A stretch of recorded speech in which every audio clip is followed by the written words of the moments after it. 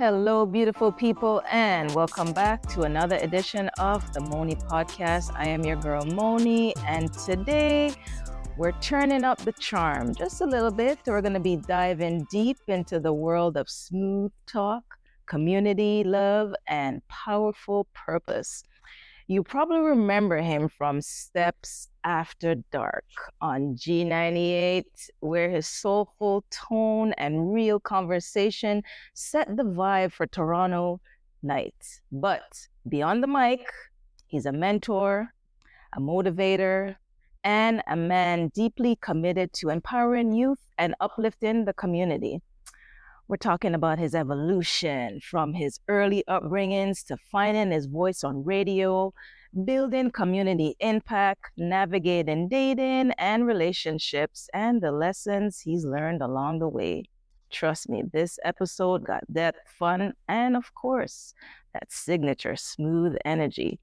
I'm here with none other than Mr. Kerry-Lee Crawford, the man with that voice. Ooh, that introduction is awesome. Your check is in the mail. Oh, is there? Well done. Kudos. Thank you. How are you? Great, and congratulations on your show. I've had the privilege of taking in some episodes, and I like the vibe. I just like the intro, very attention to detail oriented. That's so good for you. Yeah, so that's why you have such a huge support network. Thank you. I really appreciate it. It's such an honor to have you. I know you outside of this. You supported some of my events, and I've come out to a few of yours as well. So I really wanted to talk with you and just find out more about who you are, the man behind the voice. And I'm so glad you took the opportunity to come and sit with me today. So not going to kill you, but we're just going to talk. All right. I like just that. a nice, smooth little discussion. Yes. Yeah, I love that. Let's start with your career and your radio journey. How did your journey into radio begin, and what sparked your love for broadcasting? My goodness, how long is this show? Okay, give us a little shot. A little shot version. I talk for a living, so yeah. It started a long time ago for me, and in so many different capacities, because I love music. First and foremost. So I'm a musicologist, and along my way, I felt like, you need to articulate, you need to be able to set up the music, have a little background knowledge and understanding about the music and the artists and what have you. And so that prompted that I didn't just want to DJ and play the music. I also wanted to talk the talk and walk the walk and really be able to express what, what we all love and what we all hold most dear when it comes to our favorite artists and our favorite songs and our favorite moments and memories and things along those lines. So, there's really and truly no short answer. I will say that I started as a DJ. And what happened was I was like 10 years old or 11 years old. Really? So young? Well, I'll tell you what happens. I was 10 or 11, not when I started, but when I was introduced to it. Okay. So I had my cousin, DJ Mike Toe. He's a famous house DJ. And one day I was at his house and he had two turntables. And I was like, why would you need two turntables? Yes. You don't need two turntables. You just need one to put one record on. And he said, I asked him, I said, cuz, why do you have two turntables? And he gave me that look and so we put two copies of the same record on. It was Le Chic, I think it was Freak Out. Oh, I'll Freak Out. Okay. And so you put on one, I'm like, but why do you need two copies of the same record? Exactly. And then he started to go back and forth. Freak Out. And then I was just in awe. I was like, what are we doing right now? I was like, that's it. So from that moment on, I was in love. I was hooked in. I started in DMC competitions. So I used to do trick DJing. So all the tricks and scratching. That's what it's called. Trick DJing. Yeah. Okay. So that's how I started. Yeah. And I had a lot of fun during that time. And 13, 14, 15. And that's where I got to kind of meet the world of music and entertainment. When I met Michini, I was like 14. So, of course, we looked up to her like, oh, my God, it's Michini. Yeah. Same with Fresh West, Maestro Fresh West. And my first radio gig, I was 16, and it was 105.5. So I started at 105.5 FM. Shout out to the man with the vision, the program director, that first brought me on was Mitch Winthrop, and that's an old school name. Well, Mitch Winthrop, for all those people who, if you're really old school, right? But then Nick Davis was the one that kept me on, and so we had a show called The Blueprint every Friday morning. I just remember it was mod early, like I want to say like 6 a.m. till 9 or something along those lines. So it started with DJ. So even before I started talking on the microphone, I was on the turntables. That's kind of how I got the jump off. But that's young. That's very young. I love music. I loved it. Oh my God. Parents, I feel like my parents were like, it keeps them out of trouble. Yes. Because all I did, I was in the basement, in the lab, as they'd say. I was in the basement every day. My original DJ name was DJ Cool Breeze. So enough. But and I did competitions, and that's when I got to meet guys like DJ Matt C and DJ Power, and a lot of the old school heads. And so we had some fun back in the day. Yeah. Wow, that is interesting. I like that. I would never have thought that's where it all. Yeah, it's really that spark just came from seeing the two turntables that you just scratching back and forth, and I was like, "What are we doing right now? That is amazing!" And then it was so cool because then we're talking 1200s. Those are expensive, and you just let me play. And not to mention the needles. He just said, all right, cuz I never touched turntables before. Yes. And he just said, yo, cuz just do your thing. Do your thing. I was like, oh, okay, you're in that. And when he just walked away, and I said, I always loved him and rated him for that because, a lot of people would be like, that's thousands of dollars. Yeah, you can't touch it. It's not a toy. Playing with something like thousands. He was like, okay, let's go have fun. And I was like, what? Oh my God. Open your mind to that. And they're like, Kerry did it. I'm like, no, I'm good. I was the entire time. I don't think I moved from the turntable. Yeah, that's amazing. I love that. Love that. With Steps After Dark, that show, it became such a staple for listeners. Thank you. What do you think made that show so magnetic? I remember every time that came, I was like late. Was it like 11 p.m.? It was like 10 to 1. Yeah, just hearing your voice come out. You had that slow little intro and you're like, yo, this is it. Like, there's just something about that intro and then your voice is coming like, nice and smooth. Can you do the intro into it? Just like a thing. I couldn't do that. Remember it. If I heard the music, then I would catch it, but I'd have to hear the music because it was man. There was just something about it. A vibe that I remember the outro as well. I could do the outro better than I could do the intro. The outro was just a talk, right? The intro. Yeah, it all depended on what was happening. That's true. That's true. Yeah, this is the time of the night where we slow it down. So it was a lot of fun. I want to say Eddie Kendricks. I'm trying to think who I used in the intro, but I remember it was Eddie Kendricks that was singing. Yeah. Slow it down. It's at 10 p.m. to 1 a.m. at G.87 FM. It's the time that he would sing Slow It Down. And so that's from the old school to the so soulful G.87. You think it was your voice that made it so magnetic, or what was it about that? There was just something about that show that, I say it's like cooking good soup. Yes. The right ingredients, right? So I don't think it was one ingredient that makes the soup good. I think that, there's a multiplicity of ingredients. And again, I always, the utmost respect for Mr. Gordon because he saw the vision. So when people were trying to pull, at the very beginning, when people didn't really know what was what, they tried to pull you left and try to pull you right. And Mr. Gordon was just like, stay true to, really did. And it allowed us to explore before you find the pocket. No one comes into the game in your pocket, right? You gotta kind of go left. That's a little too far. Right? That's right. That's a little too far right. So you find your perfect point of, and then you implement in that way. Yeah. Such a founder. I've got to say, rest in peace. My Mr. G. Yeah.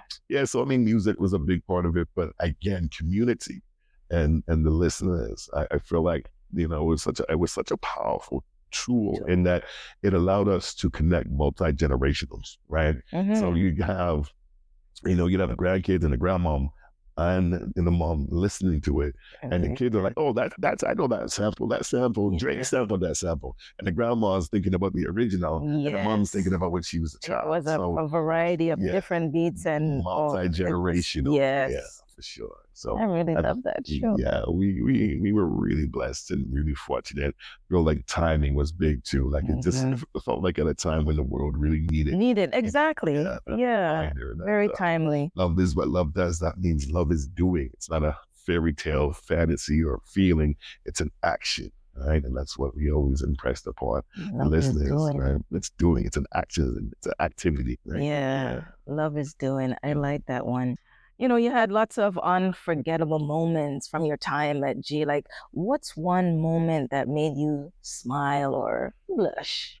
I mean, there were many, countless, literally countless. But there was one time where this really nice lady, my show was at nighttime. Yes. And so what I loved about it is that the building was usually really desolate. It was empty. So nobody messing with your vibration and your energy. You're kind of just had the place held down. But we definitely couldn't come to the door. So we had a lady so we could answer the door, like you hit a button and say, hello. Yeah. I said, yeah, and talk. I said, oh, can you? And so I'm like, but I can't physically leave the studio. So she was like, I saw a cow foot soup, we didn't cook for you. And why you too? And I was like, leave it at the door. I can't come I can't hear it. Right now. I can't, the cousin right like that. But I said, you can, leave it. You can leave it on the porch. And I probably was, I'll come get it. Yeah, but I thought that was, yes. I'm like, how did you get here? You drove to give me some cow foot soup? Yeah, it's very good cow foot soup. And then I thought so. And I said, maybe come bring me some for you. So I thought that really touched my heart. And you went together though, right? Well, of course, afterward, I went together. The funny part was, if people knew where G98.7 was, again, in Toronto, but it's a part of Toronto that, because it was it was behind train tracks. And then there was I remember. There was an area across the street. I think it was a golf course. So there was always some crazy wildlife over there. Like those are the stories that people didn't hear, right? There was some crazy wildlife stories. Like, we would step out in there, especially at nighttime. Yeah. That's where I saw like a bear once. I was like, yo, what is that? You saw a bear. No, I'm like, oh, okay. It was a coyote that was big like a bear. Right? I said, what is that noise right now? So anyway, it's I did go for the cow foot soup after the show. After the show. I had to wait till I was. That's a memory that would definitely stick out for me. And of course, we met so many, so many celebrities, the Prime Minister of Canada at the time, the famous Joe Carter, story Blue Jay, Joe Carter coming through. And I mean, obviously, Super Cat. I think about, all the artists that you grew up listening to and them that came and graced, the stage, and we got to hang out with, and Tamia, and Shaka Khan. I mean, the story goes on, the list goes on. There is lots of nice multiple times, right? And so hanging out with Maxwell, I mean, it's just so many memories that were like, Was D'Angelo ever on there? No, never had D'Angelo. That was like with his, he did go into his hiatus for a little bit, but then he did come out with his Really Love album, and so we were able to program him D'Angelo at the time. But no, we never got him to Canada. No. Oh, D'Angelo. Yeah, D'Angelo. Rest in peace. And also another one. Rest in peace. Yeah.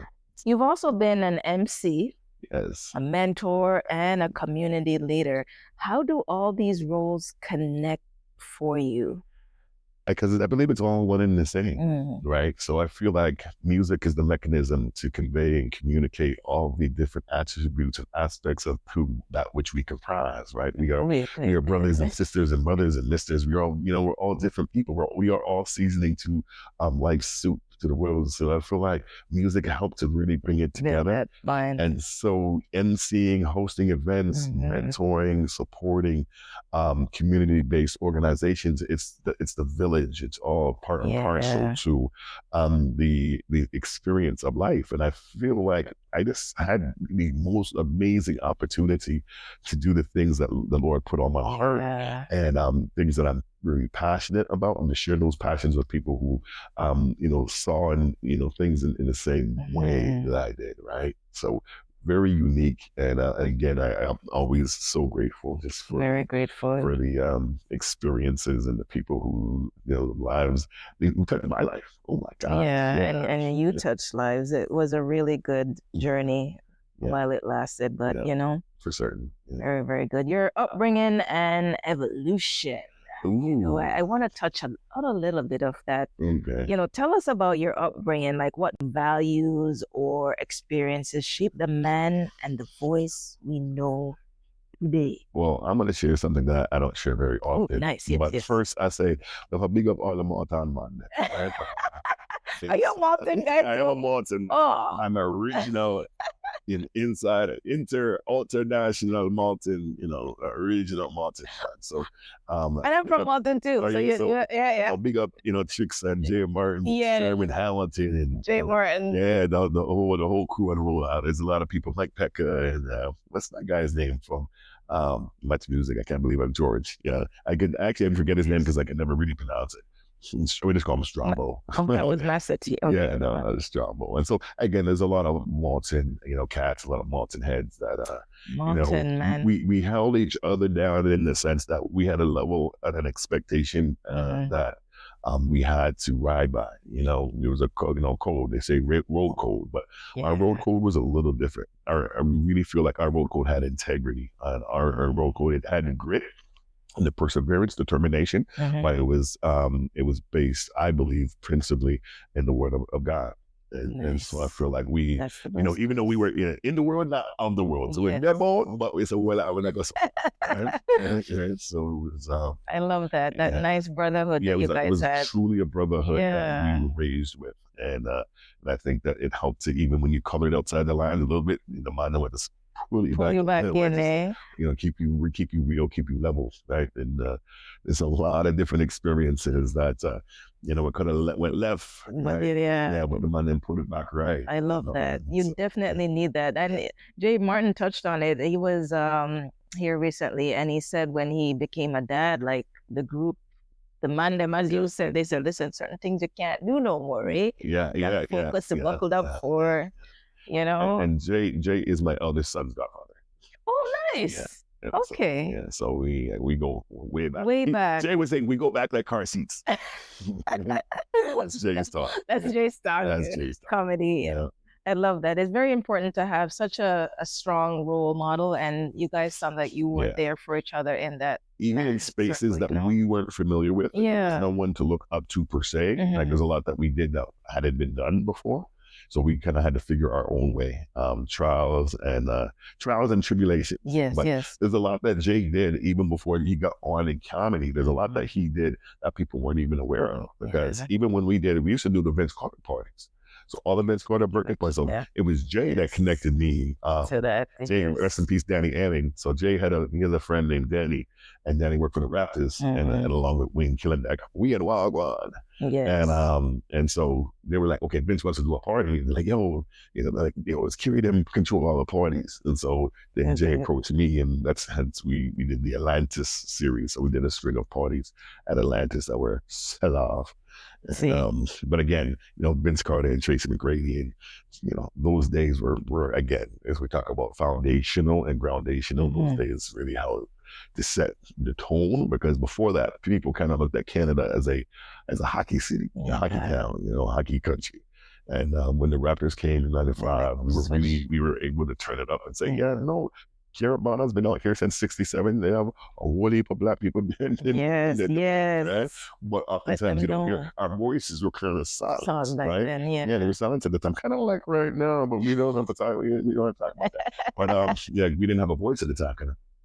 And so we were able to, through different mechanisms and means, to develop, an event company. And then again, just concerts on top of concerts that we did. We did so many concerts. Are coming from far. Opened a lot of doors. I love that. It seems like it all started in Malton for a lot of people. What's your original background though? Like I'm Canadian. You're not Canadian. I am Indigenous Black Canadian. That is my official term. My official term is Indigenous, Black Canadian, right? So we always talk about Indigenous, so we tend to think you're associated with one type of people, but there are Indigenous Black Canadians and certainly indigenous Black North Americans, right? Okay. So that's how I characterize it. Now, of course, there is, a little mix-up, right? Yeah, because that's what I'm waiting on. Get to the mix-up. So my dad's family came here in the late 1800s. Okay. Right? So again, still multi-generational Canadian, but my mom's family is like, been here forever. They came from Louisiana, and they don't know. That's so interesting. Wow. Underground Railroad. Right? Your history book. Follow the North Star. Oh my gosh.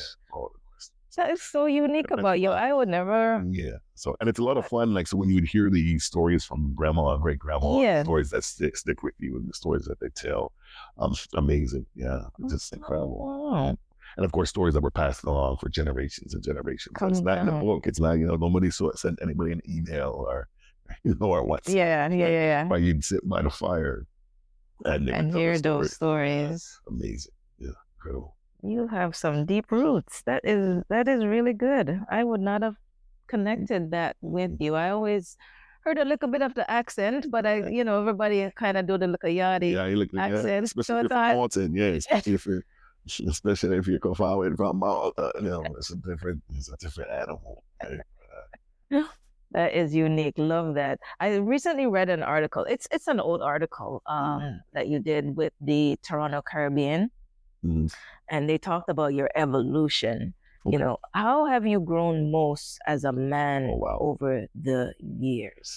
The thing about life that I love the most is that you never stop growing. You never stop evolving. You never stop developing. And so you never stop learning. And so, the evolution is ongoing. I feel that just becoming more self-aware. Yeah, and that's very important. It's one thing to know where you are. It's another thing to know how to get to where you want to be. Right? So a lot of people I know where I want to go, but I'm on a one-way street in the opposite direction. So getting one's bearing and staying true to who you are and your belief systems, and especially when the world comes to push and pull. And I always say that I've been called worse by better. I've been called worse things by better people. But my thing is, it's not about listening to the outside noise. It's about understanding who and whose you are, staying focused and eyes on the prize type of thing. So consistent with whatever your goals, ambitions. But it's hard. It's hard. How do you manage to do that? Because I'm trying to get to where I want to be, and it's almost like you're on a range and things are just being thrown at you. You're just dodging and ducking, and it's just like, must get where. I swear, it's like when you're running, when you're in your dream. In slow motion. My feet are moving. So how do you do that? Because you're doing it so well. What's the secret ingredient that you can? Ebbs and flows, right? Good days, bad days, good months, bad months, good years, bad years, right? But at the end of the day, it's not what happens. It's how you respond to it. And so nothing really moves me too much. I was like, I don't know. Just let it slide off. Yeah, just keep it moving. If success was easy, everybody would have been successful. Yeah. Right? It's not, right? Try, tested, and true. It's not for the faint of heart. You got to keep on pushing. And again, if you don't believe, who's going to? Right. And so my thing, I don't know, sometimes I felt like I was just too dumb to give up. Like, I love what I do and I don't give up. I feel like the only time you fail is when you give up. I feel like anything else, you're just in process. Yeah. Right? Just in the process on your pathway to success. Right. So just keep on pushing. Gotta keep going. Right? Keep on going. Love that. Keep on going. Hope you guys are enjoying our conversation. We're talking to Mr. Kerry-Lee Crawford. I want to touch on your mental health a little bit. Men don't really talk about mental health. You've been to my events, you see, I'm a big advocate for mental health. How do you take care of your mental health as a man? As a Black man, I want to put that. As a Black man. Yeah, man. I feel like it's really, again, we touched on it a bit earlier. I think it's important to have a support network or support system because it is hard to see the forest from the trees. So, when you are maybe having a bad day or maybe off just a little bit, you're likely the last person to notice. So I think it's important that your network, you have a real network, right? And not the yes men. A lot of people are here with yes men. Yeah, you need a strong support system. Yeah, it's not easy to tell somebody things that they don't want to hear, right? And you're afraid that you're going to offend them. You're afraid of how they're going to receive it. But I think that you have to have people in your life that are, again, everything with a grain of salt. I always feel like, you have to keep it, optimistic in relations to how you're presenting the information. You have to build and not pull down. However, at the same time, I feel like you have to hold each other accountable. So when it comes to mental health, wellness, I definitely, have checks and balances. I have things that I like to do. It's kind of like preventative maintenance. There's things that get your car, right? There's things that I do just so I'm always engaged. I ain't a broke though. Aware, but I broke though. Right? Exactly. Something has to switch on, something has to fix off. You know what I mean? You can kind of feel it because you're going through your assessments. Yeah. And so I believe that, again, spiritually, to me, everything, the base, is the word, right? The word is lamp to our feet, the light to our path, right? So everything for me is the word. And then, what comes along with that. And I feel like the Lord will always provide That's a good idea. Yeah, the insights that are necessary in order to continue us on our trajectory, on our pathway, our journey. Right? Love that. Mental health, very, very important. And I just want to see more Black men talk about it, just really open up. And the stigma is already so strong around it. We have to have real discussion. And what I mean by that is that as a man, we learn by our eyes. Kids learn by their eyes. Yes. It's like people would say growing up, "Oh, it's okay to cry." But if you cry, they're like you're a crybaby, and for the rest of your time, that whole year, that's it. That's your name. Yeah. Right? And so we knew we were taught through influence, right? Not to cry. And at the same time, adversely, they also told us, "Oh, it's okay to cry, but it's not okay to hit people."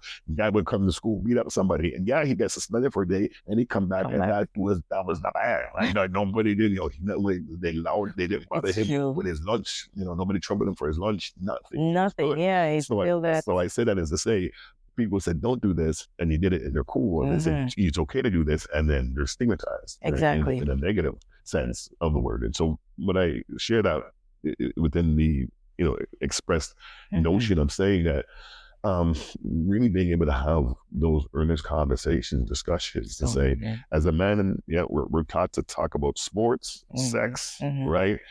Perversion or things along those lines, and things that are more fleeting, right? Yes. We have to figure out what we are called to do, who we're called to be, and how we engage in more substantive discussions. Because we need more of that. Yeah, and to be able to have that network and support, that supports that you can really be yourself and really be true to whatever you're called to be true to. Yeah. And not being judged. It's true. I love that. You hit it on the head. Leads me into our community and mentorship that you've been doing. It's very big, mentorship.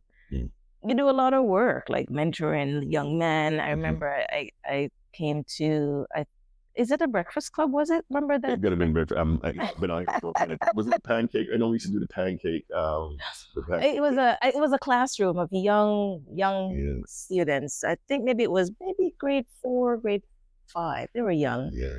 And I did a little talk, a little activity with them. What inspired that? I think you said you only did it ever so often, and what's one piece of advice you always share with them? They were young kids. I believe it was maybe grade 5. Yeah, so when we first started mentoring, it was more just coaching, right? We were coaching older kids, grade 11, grade 12. And then you always speak life, right?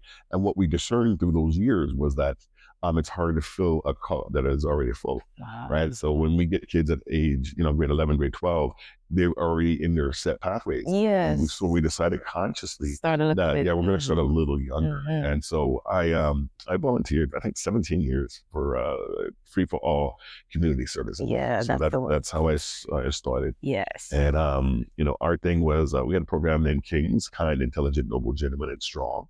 And we felt that those were the attributes to being kingly, to have that conduct, that behavior, that presence.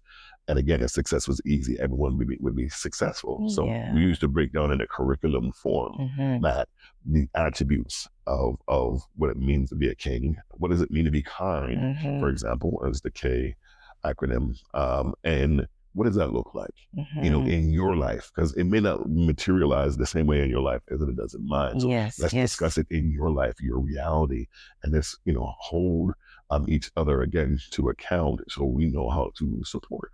Right? Exactly. Yeah. It was a really good program. Yeah, so, Very good. I mean, 17 years we ran programs. And, still running programs, but you evolve. I more work on curriculum development more so than in class. I guess presentation and whatnot. But my thing again is it does take a village, right? Yeah. And I had people. I think the thing that really sparked me is that I had people who did it for me, for you, right? And so in turn, you then and I know how integral. It's needed. It's not any word that can change someone's life, but any one word can change someone's life. So be careful how you use them, that you make sure that you're present and sharing them. It's true. It's very true. As at such a young age, just being able to pour into their life and then leading them in that right direction. Yeah, yes. It's very vital. And I say I learn as much from them likely as they learn from me, because they teach so much about real world dynamics and what's going on contemporary wise. I'm like, you sound like you're, back in the days, that's, so but it really has been a long time when I think about my particular, my trajectory, my story. And so it's good to hear from them and the things that they're entertaining and sometimes navigating, and to understand that, we don't know what you're going through, but we know that you're going through. Everybody goes through something. It's okay. So even though you feel like you're on an island and it's just you don't know what the next person is entertaining, right? So don't feel like you're isolated. Just find your village, find your people, find your support network. And look, there are people that you don't know and that's what we use, real world. Like, who do you guys think paid for the pizza? Right? I'm gonna keep it real. I didn't pay for it. But there's people who believe in you so much that they're donating, money and putting it together mechanisms and means of support to because they love you. Like, oh, you love it, they love it. Like, they love it, they love it. They don't. It's so hard for them to. Like, you might be their accountant. You might be their accountant. You might be their podiatrist. You're gonna be their foot doctor. You don't know what you're gonna do when you grow up, right? But what I'm doing, whatever you do, I'm hoping you don't charge me. Get that out there. Remember my name. Because life and death is in the power of the tongue. And I love that you're able to just speak positivity over them that and have them just claim it and believe it and walk into it. We need that. We definitely need that in our community. I want to get into your dating and personal growth. Yes. You ain't gotta answer everything, but just a snippet. Well, let's go. Let's bring it on. You're basically known for your smooth, confident energy. Yeah, no blame. How do you approach dating and relationship in this stage of your life?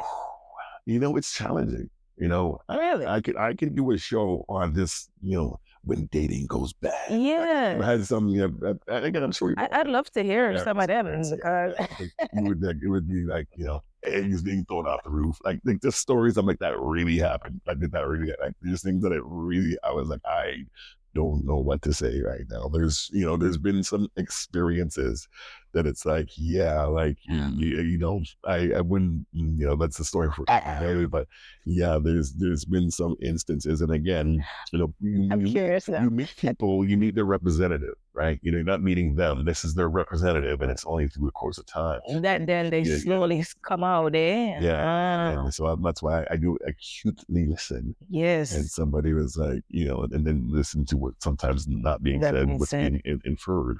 But I would say that is to say, it's probably hard to be vulnerable, right? It is in a day where, people would take, best friends, and then that person gets angry with you, and then all of a sudden something's like, it's on Instagram. Like, hey, did you see that thing on Instagram? Exactly. It's gone viral. It's true. Privacy done, everything. It's just changed how people talk about things and resolve matters. So I can say that I'm so blessed. God has been really patient with me.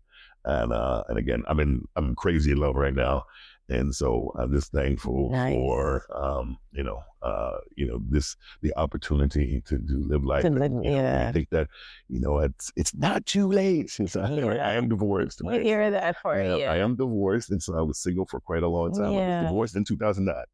And so I'm like, I don't know what year it is now, but I'm pretty sure it's a significant amount of years since 2009. But in that time, you got to build on yourself, work on yourself, and say, this is what I want from my next relationship. Absolutely. right? Yeah. And again, trial by fire, I think they say. But it's okay because that's where the test is in the testimony, right? So Aw. yeah, you learn from it and build and grow from that. So That's good. That's good. I'm glad that you were able to come out of that and find someone just right for you. What's something people often misunderstand about love, communication, or attraction? I would say most common is I think people think they think love is it's a feeling, and maybe to a certain extent it is, but again, I feel like it's an action. I feel like it's a commitment, it's a decision. It's not going to be the same Love every is day. doing, as you said in the beginning there. Yes. I feel like you cannot take in what you don't put out. And people will, for example, they will say, it just got stale, it got tired, the relationship ran its course. I'm like, well, what were you feeding it, right? And so people will say, well, it's date night, we're going to our favorite restaurant. I'm like, really? I'm like, here's the problem with favorite restaurants, right? The problem with favorite restaurants is it's like watching that same movie over and over. Over and over. I get it. You know how it ends, and it makes you feel a certain way because it ends that way. It's nostalgic and whatnot. But there's no mystery. There's no fun. Because you know what's coming. It's your favorite. That's why, in my humble opinion, again, like fingerprints, we all have them, but no two are the same. So I'm not saying every relationship is the same. But what I am saying is that the thing that makes relationships really great at the beginning, the honeymoon phase, is the unknown, getting to know each other. Right? And so what I always say and impress upon people is that, if you're together for 5, 10, 15, 20, have new experiences. You'll be like, no, I don't like that. I'm like, have you ever tried it? No. Well, how do you know they don't like it? Right? And even if you don't like it, then you can, you'll have that experience together to say, hey, remember that time you said, hey, let's go do zip lining here or such. But you can kind of laugh at the fact that you didn't enjoy it, but you didn't enjoy it together. You experienced it together. So it's important to try something new. Don't just go like the rigmarole, in the circles chasing your tail. No, try new things, try new foods, try new experiences. Right? Destinations. Where you going for vacation, Jamaica? I would go to Jamaica. That's kind of like me still. I'm just used to going to places that I know. Yeah. Well, that's nothing's wrong with that. But it's like, with what, it's like food that you like. This food I like. And then you have to try something. Something different. I'm working on doing that. Because every time I get vacation, everyone's like, where you going? I'm like, Jamaica. They're like, but you always go to Jamaica. I'm like, and? Yeah. You know what you get. You're not going to be disappointed. But again, especially when you're in a relationship, I feel like it's important to explore a little bit. Okay, I'm gonna take that. I'm gonna take that advice from you and really try and branch out a little bit and try that. The honeymoon phase that you mentioned, I feel that's important. How are you able to keep that going so that it's not just the honeymoon phase, it stays throughout? You know what I mean? Why does it have to fade? Why can't it always just be? You know what I love? One thing I absolutely, and it's one of the most enjoyable parts of what I do. I love when I'm hosting and you get to meet all different types of people. So I always ask the question, and people who come to events, I'll say, anybody here married for more than 10 years? And hands go up. Anybody married more than 20 years? Hands go up. Anybody married more than 30 years? Hands go up. Yes. So it's like, I'm going to ask some questions because here's what. I mean, first of all, round of applause. It's amazing. True. Secondly, what would be if you could speak to yourself, you're married for 40 years. If you could speak to your 40-year-ago self, right? If you could, talk to kids or people that have been married 5 years, 2 years, what advice would you give them? And some of the answers are just so phenomenal. It's so incredible. And so I say that as to say that I think conversations. I think that, mentorship, I think networking, I think that as we talk about fellowship, and I always say that, from a biblical basis, I always feel like you have to have a Barnabas, like you have to have that peer bridge and, encourager, right? You have to have a Matthew, you have to have a Paul, right? And so you have to have that person that mentors you. So you have to have the person that you mentor, the person that holds you up, that's your bridging, and then you have to have the person that you're mentored by. So you have that that three-pronged approach. And, I love that because I like the honeymoon sweets. yeah, like you can keep it going. What feed is what will grow, and starve is what will die. So if you feel like something's dying, you got to figure out what you're feeding. That's up the intake. Yeah. All right, watch what you feed it. Let's get into some rapid fire questions. I'm gonna ask you two little things, and you just kind of pick which one you feel you most identify with. You know, that's what it's called, rapid fire. I hate when you hit me back. Yeah, right. Late night talks or early morning walks? Ooh. D, all of the above. No, I love both. That's really difficult. I'd say I love walking, but I love talking too. Late night talks. All right. Late night talks. Make a decision. Crying out loud. Smooth jazz or slow R&B? Slow R&B. Okay, you see, I get that. All right. Text or phone call? Phone call. Really? I'm on call, man. I want to hear your voice. Okay, people don't do that nowadays. People don't go text. I'm the kind sometimes when I'm texting someone in the middle of the text, they're calling you like, why are you calling me? No, I want to hear your voice. I want to hear the intonation of your voice. That's texting, you know what I mean? Okay. Biggest turn on in like personality wise, what would that be for you? Oh, the biggest turn on. Just personality. Yeah. Ooh, yeah. That is a big one. That's a good one. Yes. Yeah. And it's unique to see that. It's rare. A quote or saying that you live by. Is there a quote that you live by? Let's say this here. If success was easy, everybody would be successful. Right? So I'm like, success. Put that on a t-shirt. You put in, yeah, for sure. I like that one. One celebrity that you'd love to interview or share a stage with. Ooh, There's one and not just one. One, I mean, Ronald Isley, that's Ronald Isley. Yeah. That's my favorite group of all time. Like that's. Tell me why you chose. Oh, they just. I mean, first of all, they transcend, culture, time. Yeah. So they came out like in the late early 60s, right? Yeah. And obviously Jasper and whatnot. But when Ronald joined them in the 70s, it was just like he just made timeless classic after timeless classic. So, yeah. Okay. I'm a big Ronald Isley fan. I'm surprised at that one. The song that instantly puts you in your zone. What's that jam? Again, I guess we have to stay along on the Isley brother tip. And so, I mean, there's just so many. I just think, let's fall in love. There you go. Let's fall in love. That one is nice. And are you a coffee, tea, or something stronger person? Tea. I like tea. I'm a bush tea. I was gonna ask you. Lemongrass. Yeah. Even Cersei. God, that was great for you to say Cersei. Cersei, lemongrass. That's I don't like any of those. So it's up to you. That's more of a peppermint. Yeah.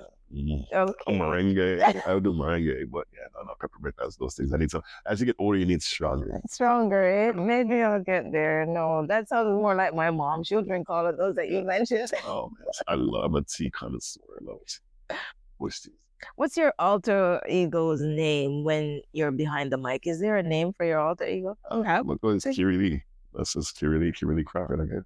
That's your name for your alter. Yeah, that's just we just abbreviate. We move the hyphen. You know what I'm saying? And one word to describe your vibe. You got a vibe. I think you got it. I like my one word would be passionate, but I think smooth would be. I'm passionate is what it prompts everything.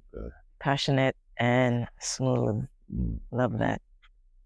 This brings us to a segment of our show called Good Things Are Coming. It's basically the segment where I leave my listeners and viewers with a nice little positive affirmation to help them get through the week. So I'm going to do a little Good Things Are Coming because, and then Kerry-Lee is going to do a little Good Things Are Coming because. So Good things are coming because no matter what stage you're in, your evolution is still unfolding. Absolutely. Like that one? Drop a little something. I like it. All right, good things are coming. Drop one for them. Good things are coming because you deserve it. Snap, snap, snap. Mm. I like that. Good things are coming because you deserve it. You just got to feel it and believe it that good things are coming. You know, just like Kerry's story, every setback can shape your sound, your purpose, and your power. So just speak life over yourself this week. Remember to speak life. Speak life. Speak life. Speak life. Tell yourself that you're growing, that you're becoming, you're evolving, and you're not going back to where you're coming from. Kerry-Lee, thank you so much for being a guest. Oh, thank you so much for having me. I love it. Questions, content, so so intuitive is the word. Intuitive, that comes to mind. And so you can tell that you do your homework and that you're a master of your craft. So keep on keeping on, as we said earlier, and all the best. And certainly it was a pleasure to share your platform with you. Thank you. It's such an honor to have you. You don't understand. It really means a lot to me. So thank you so much for being a guest. And to our listeners, thank you guys for joining us. And remember, if you love this episode, if it resonated with you, share it with someone. And don't forget to hit the subscribe button below, leave a comment, share with a friend. Let us know what inspired you throughout this episode. You can follow Kerry on social media. You want to drop your handles? Yeah, you can hit me at Steps After Dark. This is Ray Media, which is where I'm at. Favorite TV, Ray Media. As well, Kerry-Lee-Crawford.com, launching December the 1st, and book coming out, The Weapons of Mass Deception and Accidental Intentions. And yeah, we're doing something. So holla at me, man. Contact with me, reach out to me, and I appreciate, again, just the support. Continue. Yeah. Awesome. Thank you guys for tuning in. Until next time, stay grounded, stay grateful. Bye for now.